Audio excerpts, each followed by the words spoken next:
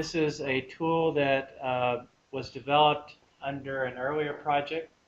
These are the collaborators on this project. This was a project that finished up a little over a year ago. It was funded by UNEP and WHO and Global Environment Facility. And as you can see from the list of collaborators, it was done across 3 different countries, including here in Tanzania. So the purpose of the tool that was developed under this earlier project, and we're continuing to use the tool in our other research efforts, but the original purpose was to promote evidence-based, multi-sectoral malaria control policymaking through the use of a comprehensive framework for assessing the full range of health, social, and environmental risk and benefits associated with alternative malaria control strategies. And the reason that we're focusing around a decision analysis approach is because decision analysis is particularly useful for problems that have these kinds of characteristics. So decision analysis is widely used in things like business decision making, environmental decision making, etc. A little bit less used in the health sector. But certainly, if we think about our efforts to control malaria, many of these characteristics would apply. Certainly, we're dealing with a high stakes environment for decisions. If we make mistakes in terms of the policies that we adopt or the ways in which we implement them, there can be some very serious health consequences. Certainly in the area of malaria control decision making, there are multiple actors working at multiple scales. So we have not only the National Malaria Control Programs, but also we have various donor agencies, we have the Global Fund, we have various implementers like RTI, we have different universities, research institutes, and then of course we have the people that are on the ground in the districts actually implementing things. We also see in malaria control complex trade-offs. You know, sometimes we may do things that have great health benefits, but they may be very costly.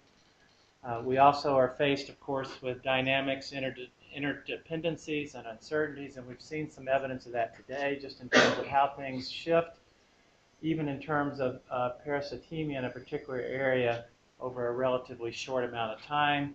Something that we haven't really talked about today is another source of uncertainty is the drug resistance that those working in malaria control face, the insecticide resistance. So again, decision analysis can be useful, at least in laying out the parameters and thinking about, you know, what are some of the different options and what are some of the consequences of different paths from different decisions made about ways to control malaria. And then certainly in malaria control, we also are dealing with complex human-environment interactions. We heard examples of that today already. Beyond those examples, we have things like land use change going on, climate change going on. And again, decision analysis can be useful in terms of creating a platform for dialogue and consideration of how to deal with these complex human-environmental interactions and all the other factors that I just mentioned. So the framework that lies behind the tool that we are going to be working with this afternoon is built around a set of contextual factors as inputs, including the malaria context, environmental conditions, social factors, various interventions on both the vector control and disease management side, and you'll see that with the tool you can go in and choose different combinations of vector control and disease management. And then finally, impacts measured in a variety of different ways, and you'll see examples of how those outputs play out in the tool. So just very briefly, just for those of you who are not familiar with MDAST in terms of the way it was developed over time, it was a very stakeholder-driven process. We started off with a survey that was done in the 3 countries. And then we did a first round of in-country stakeholder workshops, followed by, in the following year, expert consultation. So here, for example, in Dar, we sat down with several people in the National Malaria Control Program.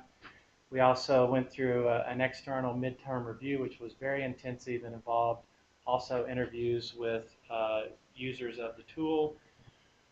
In April 2012, we came back to the 3 countries, did another round of in-country workshops where we rolled out the initial version of the tool, received a lot of feedback.